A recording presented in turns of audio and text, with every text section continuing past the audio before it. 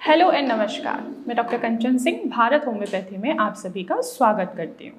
और आज के इस वीडियो में मैं आप सभी से बात करने वाली हूँ अस्थमा पेशेंट के लिए कि ऐसे वो कौन से खाद्य पदार्थ को अपनाएं जिससे उनका जो फेफड़ा है वो मजबूत बने और उनकी समस्या काफ़ी हद तक कंट्रोल में भी हो और पूरी तरीके से क्योर भी हो जाए।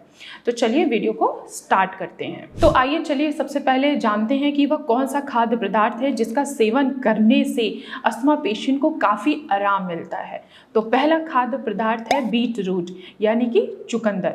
चुकंदर में नाइट्रेट पाया जाता है जो आपके बॉडी में जाकर नाइट्रिक ऑक्साइड बनाता है और ये नाइट्रिक ऑक्साइड जो हमारी लंग्स यानी कि फेफड़े की जो वेसल्स होती हैं उनको रिलैक्स करता है, ऑक्सीजन के फ्लो को बढ़ाता है और आपको सांस लेने की जो परेशानी होती है उसको कम करता है। साथ ही साथ इसमें एंटी इन्फ्लामेटरी प्रॉपर्टीज़ होती हैं, एंटीऑक्सीडेंट गुण भी पाया जाता है।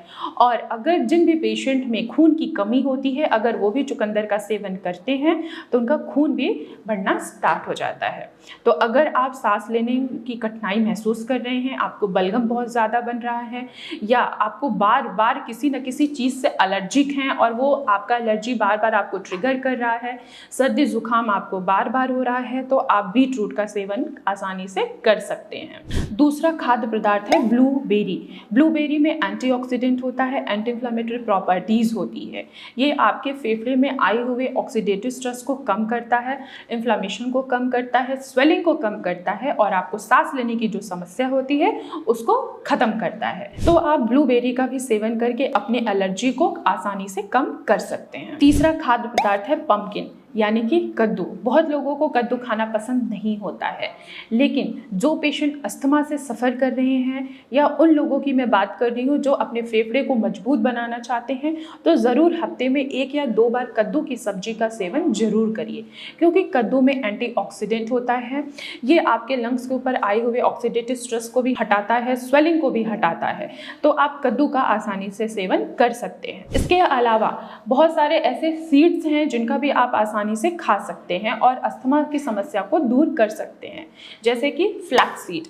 आप इनका भी सेवन करके अपनी परेशानी को कम कर सकते हैं, क्योंकि जब आप फ्लैक्स सीड लेते हैं तो जो एयरवेज होती है उनमें इन्फ्लेमेशन को कम कर देती है, बलगम बनना कम हो जाता है और पेशेंट को सांस लेने की जो कठिनाइयाँ होती हैं वो काफ़ी हद तक कम हो जाती हैं।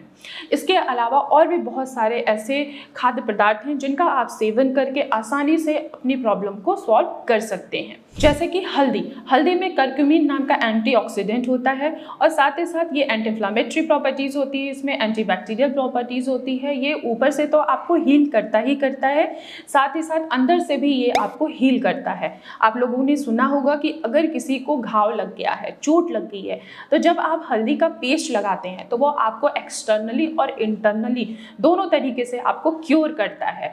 तो आप हल्दी का भी सेवन आसानी से करके अपने अस्थमा में जो भी आपको सिम्टम्स दिखाई दे रहा है, जैसे कि कफ बनना, खांसी होना, बार बार बलगम का बाहर आना, बार बार आपको सांस लेने की तकलीफ होना, इनमें आपको काफ़ी हद तक छुटकारा भी दिलाएगा। इसके अलावा आप गाजर का भी सेवन कर सकते हैं, क्योंकि गाजर में भी कैरोटीनॉइड एंटीऑक्सीडेंट पाया जाता है।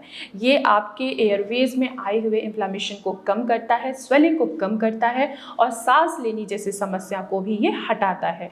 तो आप गाजर का भी सेवन करके आप अपने फेफड़े को मजबूत बना सकते हैं। इसके अलावा चलिए हम बात करते हैं कि एक अस्थमा का पेशेंट क्या क्या ड्रिंक वो ले सकता है।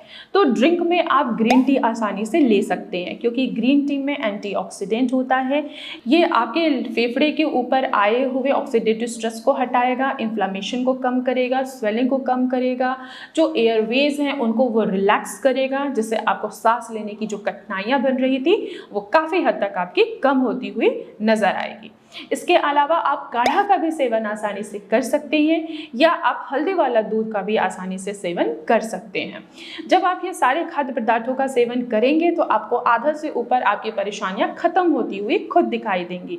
जो आपको सांस लेने की कठिनाई हो रही थी, जो आपको बार बार बलगम बन रहा था, बार बार आपको खांसी आ रही थी, इन सभी चीज़ों में आपको चेंजेस महसूस होगा।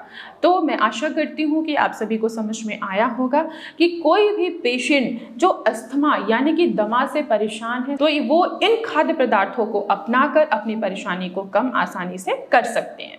तो आज की वीडियो में बस इतना ही, फिर मैं मिलूंगी नेक्स्ट वीडियो में। तब तक के लिए धन्यवाद।